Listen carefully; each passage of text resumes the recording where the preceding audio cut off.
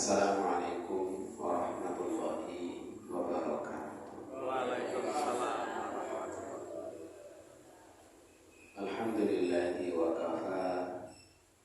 Wassalatu wassalamu ala rasulihil mustafa wa ala alihi wa ashabihi wa qad ihtada. Asyhadu an la ilaha illallah wa asyhadu anna Muhammadan abduhu wa rasuluh. Allahumma salli wa sallim wa barik ala nabiyyina Muhammadin wa ala alihi wa ashabihi ajma'in, amma ba'du. Allahumma aftah qulubana wa alhimna rushdana wahdina ila siratikal mustaqim. Bapak Ibu yang dirahmati Allah, alhamdulillah pada malam hari ini kita dipertemukan kembali oleh Allah dalam majelis ilmu, majelis Quran. Semoga duduk kita di sini dicatat sebagai amal ibadah kita yang akan memberat timbangan kebaikan kita di sisi Allah nanti. Amin Allahumma. Bapak sekalian, saya panggil masjidnya tambah makmur. Kita akan melanjutkan ngaji ayat 199 surat Al-Baqarah. Sebelumnya 198, 197 itu masih berkaitan dengan haji. Boleh andai kita itu berangkat haji sambil cari rezeki, sambil bisnis, ya. Jadi umpamanya sampai berangkat bawa sarung di dolokono ya boleh, asal tidak mengganggu ritual ibadah. Saya pernah di Arafah itu, saat wukuf di Arafah, itu jalan-jalan di antara kemah, ada ramai sekali ngantri apa itu. Ternyata orang Madura jualan pecel. Pecel no Arafah ternyata ada. Dan yang menjual juga haji. Jadi sambil wukuf itu ya dodolan. Ya mungkin harus makin diritan barang mobil. Tapi kan memang ayatnya boleh. Laisa alaikum junahun an tabtagu fadlan min rabbikum. Itu ayatnya. Allah tidak melarang seandainya kita itu berangkat haji atau umroh sambil mencari rezeki. Kok ini gowo sarung gowo rokok. Nah, rokok jelas sekali sih, ya. Jelas sekali sih. Karena orang Arab, apalagi anak-anak muda itu juga banyak yang merokok. Ada di Surabaya pernah ada yang tanya di masjid ini, Ustaz boleh nggak saya ekspor rokok ke Mekah katanya. Ada yang pesen 3 kontainer. Tolong kontainerku yo sakit. Ya, saya bilang nggak usah. Umpamane badine akeh, barokah kau ono. Nah, sampai juga lihat badi tanggal berkah. Badinya akeh, untungnya banyak tapi nggak berkah buat apa? Ya, nggak usah. Jadi ulama-ulama Saudi kan memang mengharamkan, tapi cah nom-nom itu banyak yang nggak ikut ulamanya gitu. Ya, ikut karena diri. Baik, kita baca 2 atau 3 ayat ini. A'udzubillahi minasyaitonirrajim. Bismillahirrahmanirrahim. Seperti biasa saya baca dulu baru nanti kita baca bareng-bareng. Tsumma afidu min haitsu afadhan nasu wastaghfirullah. Innallaha ghafurur rahim. Fa idza qadaytum manasikakum fadhkurullaha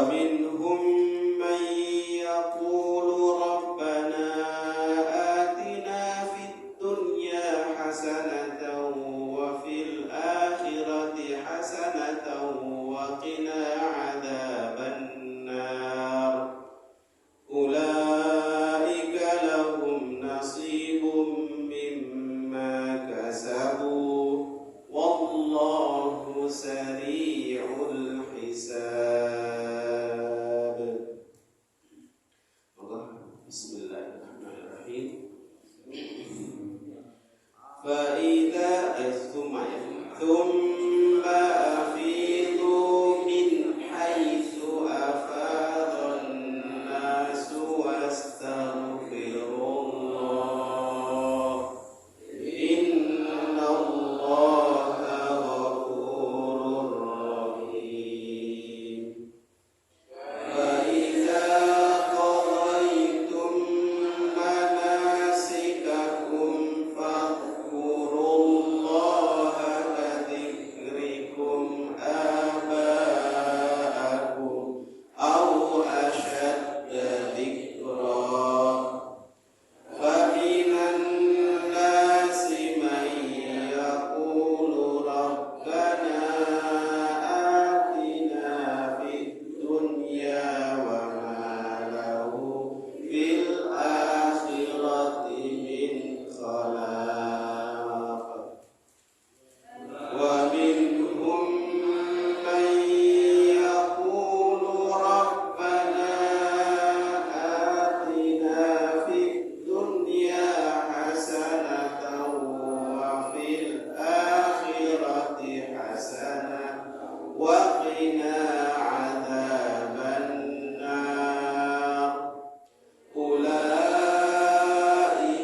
lahum nasibum mimma kasabu wallahu sari'ul hisab. Allahu azim. Alhamdulillah. Allah berfirman di surat Al-Baqarah 199 ini, beliau Allah Subhanahu wa taala mengawali dengan thumma. Thumma itu kalau dalam ilmu nahwu itu masuk dalam huruf athof. Huruf athof itu huruf yang menyambungkan antara kegiatan setelah summa dengan sebelumnya. Ya, jadi ada summa, ada fa, ada wa, itu termasuk huruf athof. Fungsinya maknanya berbeda, tapi sama-sama atofnya. Misalnya, kalau wa gitu ya, itu menunjukkan bahwa setelah wa dengan sebelum wa itu punya aktivitas yang sama. Misalnya, dakhala Ibrahim wa Umar. Ibrahim dan Umar masuk misalnya ke masjid. Wa, ya. Kalau sukfa itu melbu tapi lebih dulu salah satunya waktunya berdekatan. Ya. Dakhala Ibrahim fa Umar ilal masjid. Ibrahim masuk dulu baru berikutnya Umar. Tapi waktunya tidak jauh, itu namanya fa. Kalau summa secara ilmu nahwu itu ada jarak waktu. Jadi misalnya dakhala Umar summa Utsman ilal masjid. Itu berarti Umar masuk duluan ke masjid, kemudian jeda waktu, baru setelah itu Utsman yang masuk. Ya, nah ini masih kaitannya dengan ayat sebelumnya. Tsumma fidu, kalau kita terjemahkan kemudian, ya. Kalau fa itu maka, kalau wa dan, ya artinya beda. Tsumma afidu min haitsu afadhan nas wastaghfirullah. Afadha yufidu itu artinya idfa'u, buyar, ya, atau meluncur, atau kalau sampai ada istilah fayadun itu banjir. Banjir itu kan meluap.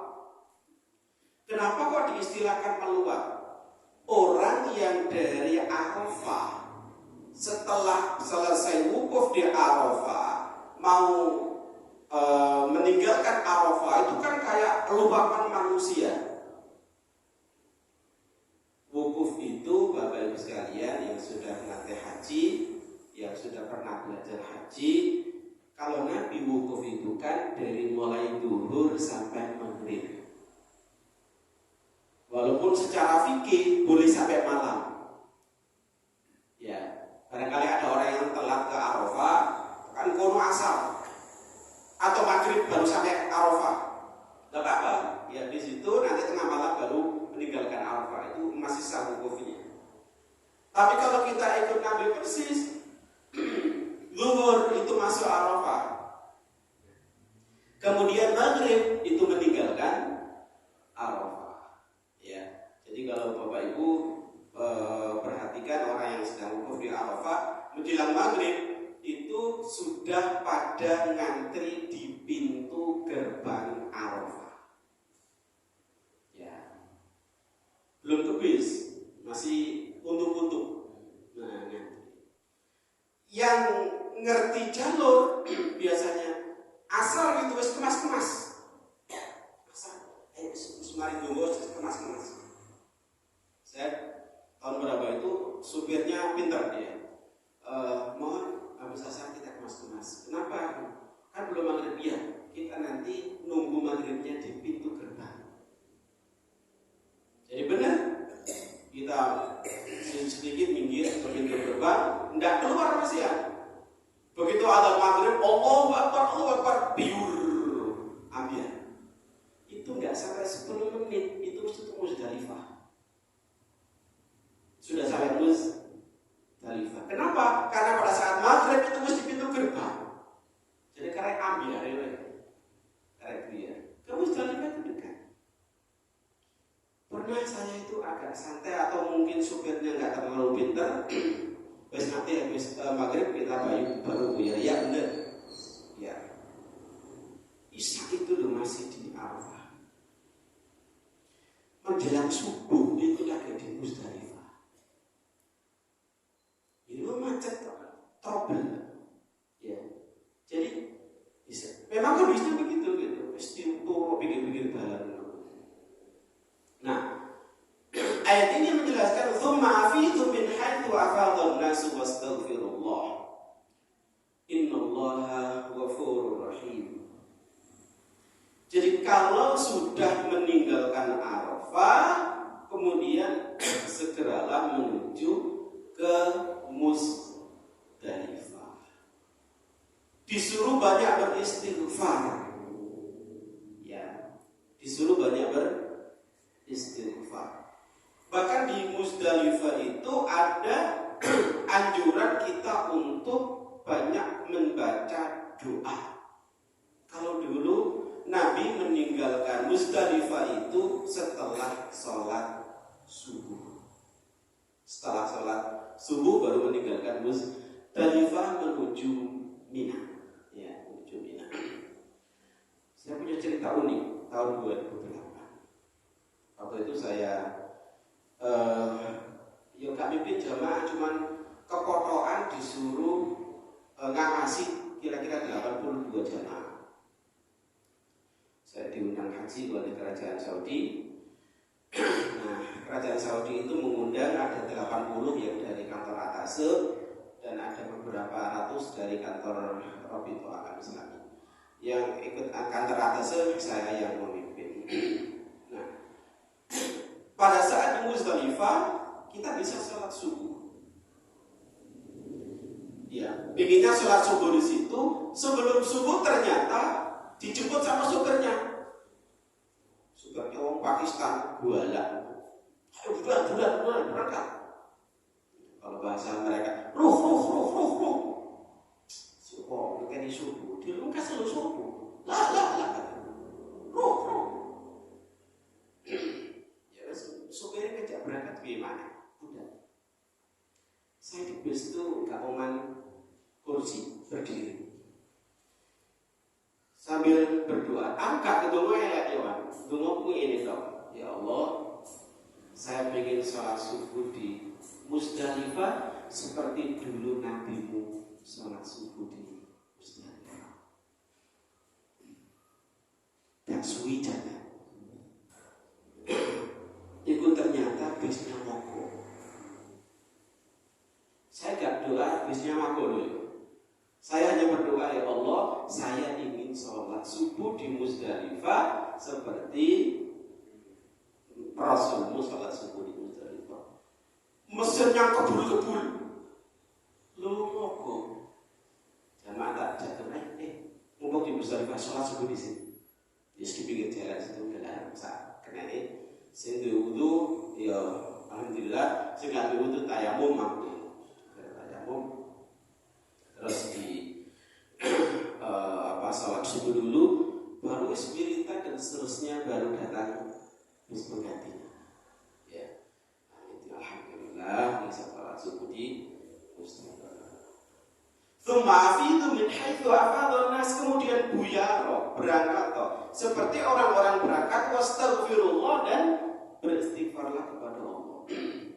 Kita disuruh banyak beristighfar karena dosa kita itu terlalu banyak. Opo mana sing gak disengaja itu tambah akeh. Ya. Innallaha ghafurur rahim, sesungguhnya Allah itu Maha Pengampun dan juga Maha Penyayang. Jadi kalau di Mekah itu, di tanah haram itu, mari banyak beristighfar. Masih ditambah tambahannya sih.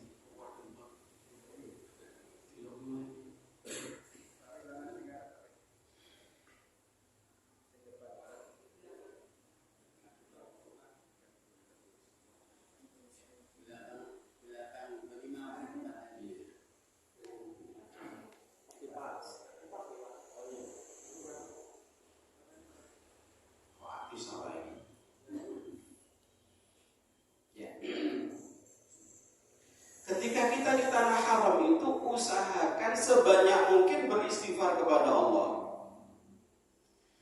Dan jangan melakukan sekecil apapun kesalahan atau dosa.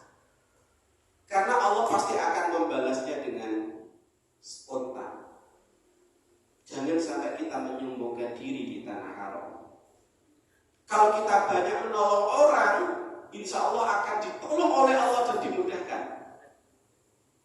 Tapi kalau kita agak sombong, walaupun agak sombong, bukan sombong, sodok sombong, itu pasti akan dibuat langsung dibalas oleh Allah.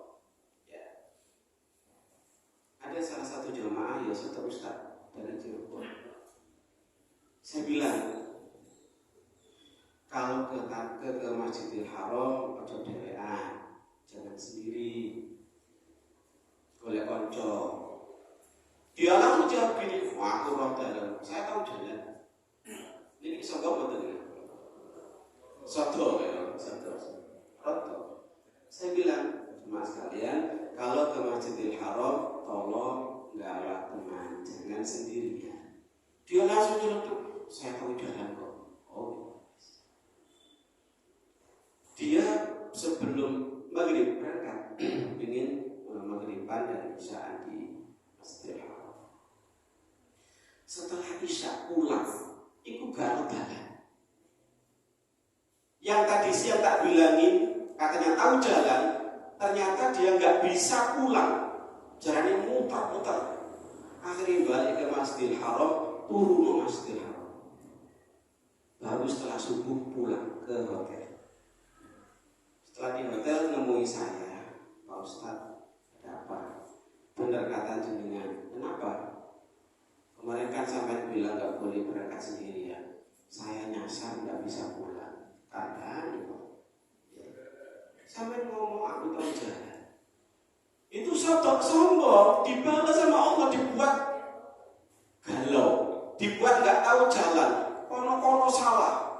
Ya, akhirnya dia ke Masjidil Haram, kemudian tidur di Masjidil Haram. Nah itu, jadi jangan sampai kita melakukan kesalahan atau niat berdosa, karena Allah pasti akan membalasnya dengan langsung. Ya, banyak menolong orang, insya Allah dimudahkan oleh Allah. Gue balu sidik ini, saja nih cukup kanggo dewi. Nek kancane ngelak banget kayak no. Gusti Allah akan membalas dengan yang lebih daripada itu. Ya.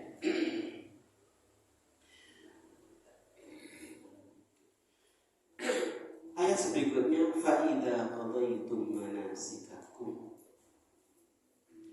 Jika kamu sudah selesai menunaikan manasik-manasik kamu.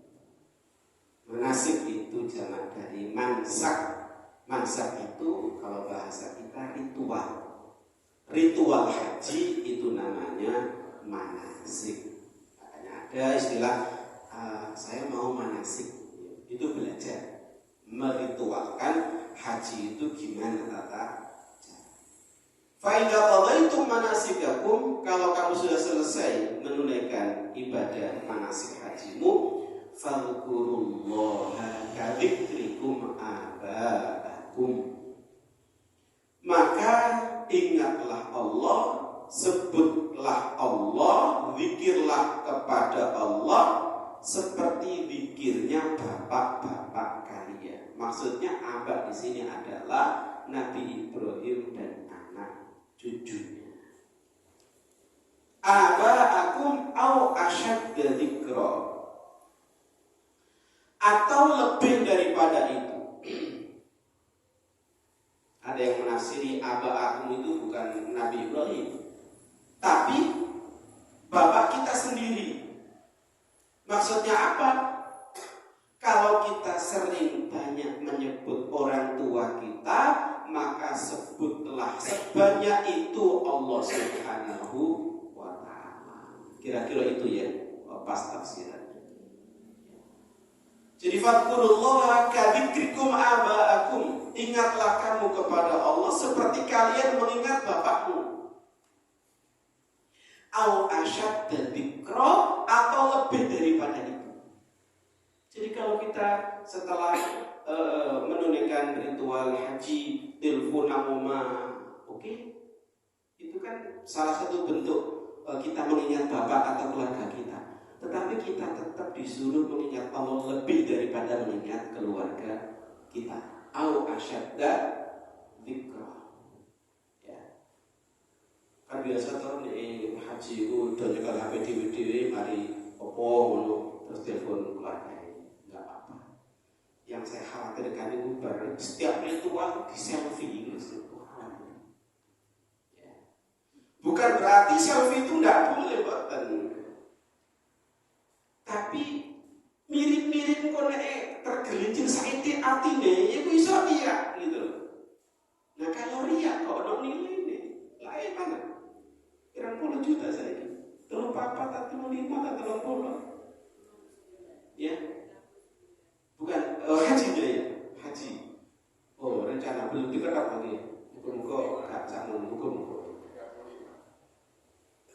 Walaupun saya tahun 2018 ketika saya tugas terjemah di Mekah, saya tanya ke jamaah Thailand, sampean haji bayar piro?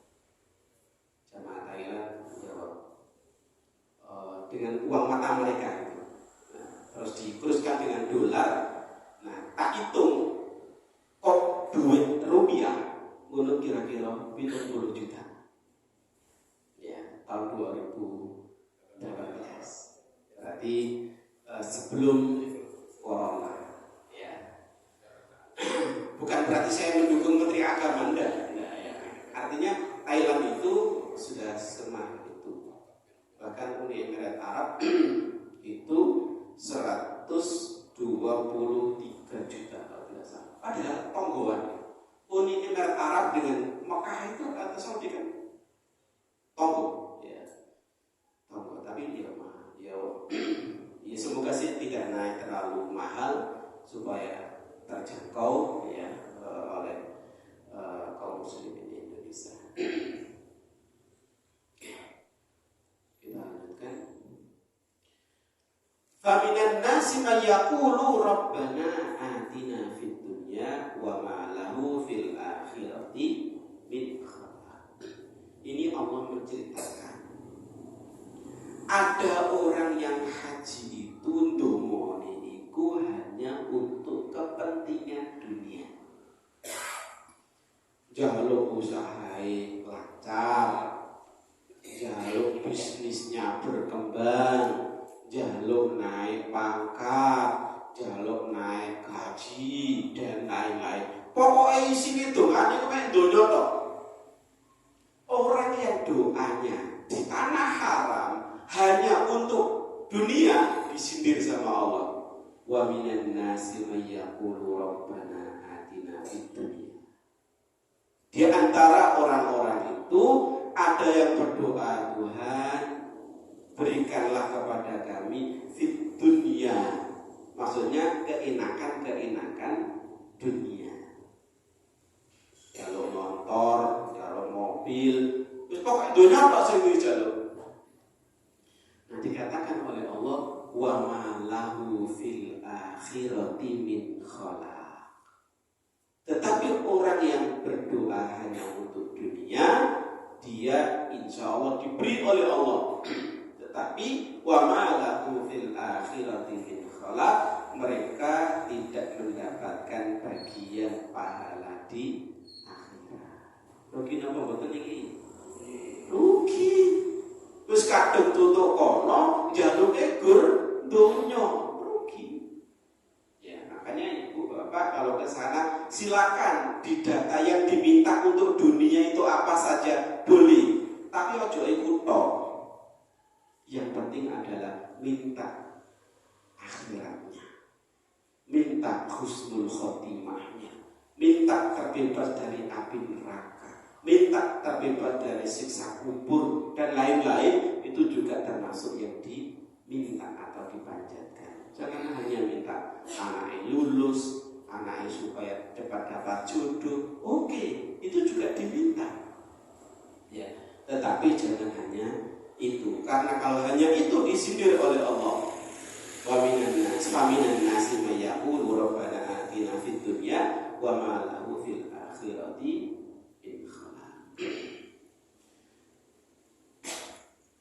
Ayat berikutnya wa minhum. Nah, siapa hum ini? Ya orang-orang yang haji. Orang haji itu kan tidak hanya umat Nabi Muhammad. Ritual haji itu kan sudah ada sejak Nabi Ibrahim. Ya. Berarti durasi antara Nabi Ibrahim sampai Nabi Muhammad itu juga ada yang ritual ibadah haji. Makanya kan kemudian kisah sampai ada pasukan gajah mau menyerang ke Ka'bah itu kan karena raja Ethiopia itu kalah atau ingin supaya orang itu melancongnya tidak ke Mekah tapi ke negeri mereka. Dia membangun Raja Abraha itu, dia membangun gedung. Di tafsir itu disebutkan saking tingginya gedung itu, andai orang pakai topi atau kopiah terus enggak itu mesti kopiah yang jatuh. Saking dhuwure bangunan. Ya. Ternyata gak berhasil. Tetap orang itu kalau datang ya ke Mekah itu, karena memang ada ritual sejak zaman Nabi Ibrahim. Makanya kemudian Raja Abraha, wah ini solusinya satu ini, Ka'bah harus dihancurkan. Kalau Ka'bah hancur, baru orang-orang itu mau ke negara mereka, gitu, ya. Nah, bawa gajah, bawa pasukan sing kuat-kuat, ternyata kemudian dihancurkan oleh Allah Subhanahu Wa Taala. Apa dengan ababil? Saya dulu pernah membaca atau bayangan saya, ababil itu koyo manuk elang gede-gede, ternyata bukan. Ya. Toiron ababil itu malah cili-cili. Bangsane emprit banget lho. Bukan elang, bukan gagak, bukan burung yang besar itu enggak. Ya. Toiron ababil itu pun kecil-kecil, empret itu. Itu nggawa kerikil dari neraka dihujankan. Kena sitok ora langsung kobongan. Hancur. Ojo maneh kena usone gajahane lho. Mati juga di situ. Tapi Abraham dalam sejarah itu tidak mati di Mekah, sempat melayu. Istilah ini mulai Abraham itu matinya di sana, ya, di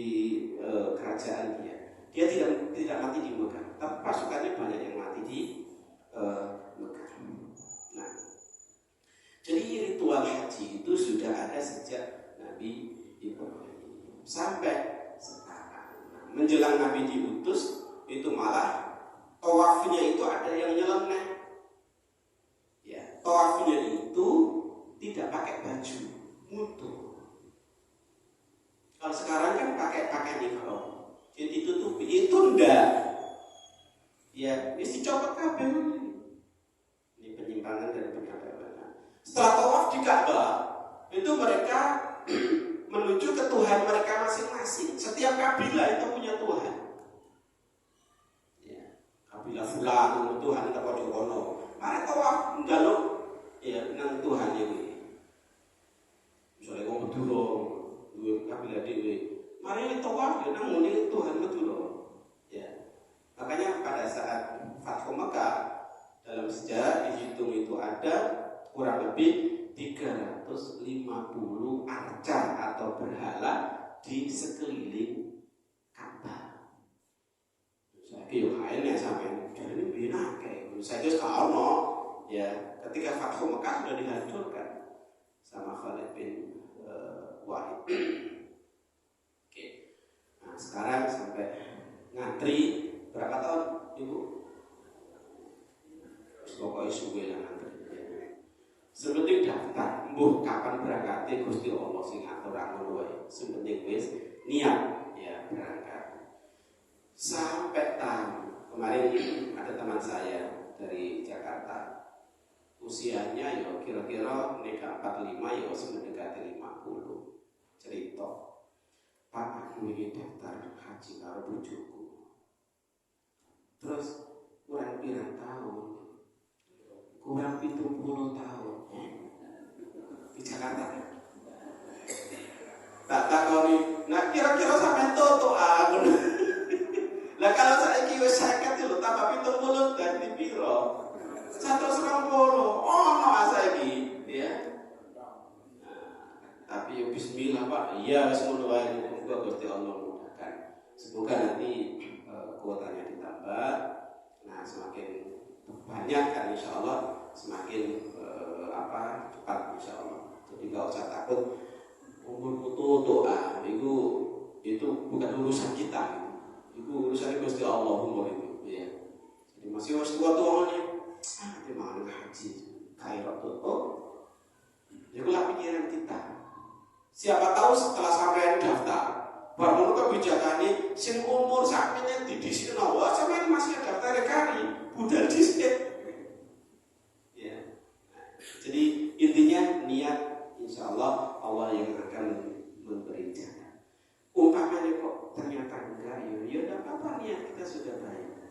Toh nanti juga bisa diganti atau diteruskan oleh anak-anak kita. Kita lanjutkan wa minhum may yaqulu rabbana atina fid dunya hasanah. Ini orang yang haji itu ada yang hanya berdoa untuk dunia, ada yang berdoa rabbana atina fid dunya hasanah. Tidak berhenti di situ. Wa fil akhirati hasanah wa qina adzabannar. Makanya doa ini Rabbana atina fid dunya hasanah wa fil akhirati hasanah wa qina adzabannar ini doa yang diajarkan oleh Nabi saat kita tawaf ketika melewati rukun Yamani sebelum Hajar Aswad. Jadi kalau sudah mulai bismillah dari Hajar Aswad, silakan membaca doa apa saja, silakan baca Quran pun boleh, atau membaca doa-doa yang dihimpun oleh kiai untuk ulama kita pun boleh, ya. Tetapi pada saat di rukun Yamani itu pojokan sebelum pojokan Hajar Aswad, itu kita disyariatkan oleh Nabi membaca doa ini. Rabbana atina fid dunya hasanah wa fil akhirati hasanah wa qina adzabannar. Jadi berarti doanya ini komplit. Minta dunianya baik, akhiratnya juga baik dan dijauhkan dari siksa api neraka. Kemudian Allah menjelaskan ulaika lahum nasibum mimma kasabu. Mereka itu mendapat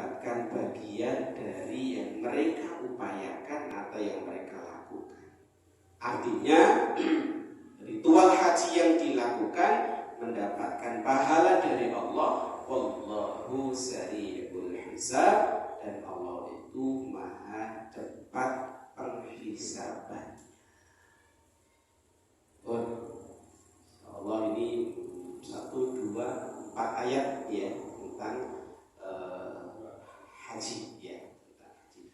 Ada yang ditanyakan? Kok saya sudah dengar ada? Benar kan? Oh iya. Pas aku kayak dulu kok salah dari. Saya semangat dewa. Monggo, satu pertanyaan boleh. Barangkali ada yang ditanyakan. Jadi monggo Bapak.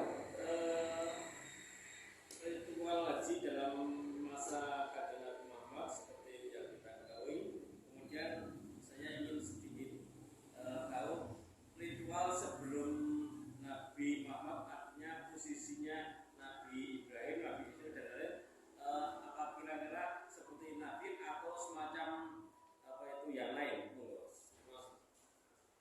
Iya. Jadi Nabi Ibrahim bagaimana hajinya? Ya. Saya tidak menemukan jejaknya, tapi kalau tawaf iya. Kalau tawaf sama-sama tawaf.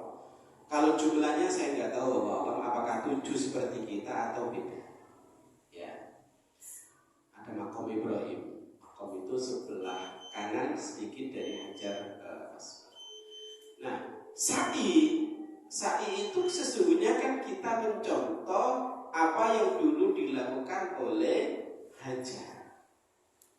Ketika bayinya namanya Ismail ini nangis minta air, persediaannya sudah habis. Makanya naik ke bukit Sofa. Jadi Sofa itu bukit Pak. Ya, bukit. Kemudian turun. Sisakan lari itu, ada lampu hijaunya. Itu dulu lembah. Makanya disyariatkan untuk lari-lari kecil. Bagi laki-laki itu orang usah. Kadang-kadang ngelopain kabeh bareng. Ilmu barang ngelopain bareng.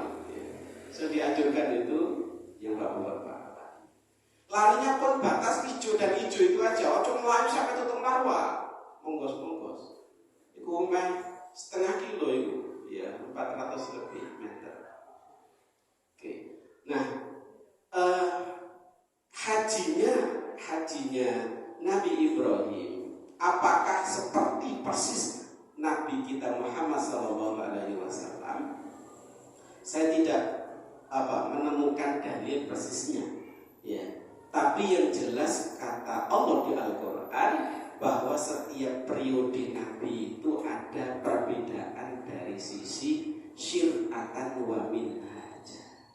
Mungkin ada sedikit perubahan, mungkin ada sedikit perbedaan, tidak persis seperti yang kita lakukan, gitu ya. Nah, jadi misalnya cara taubatnya Bani Israel dengan cara taubatnya umat Nabi Muhammad juga berbeda.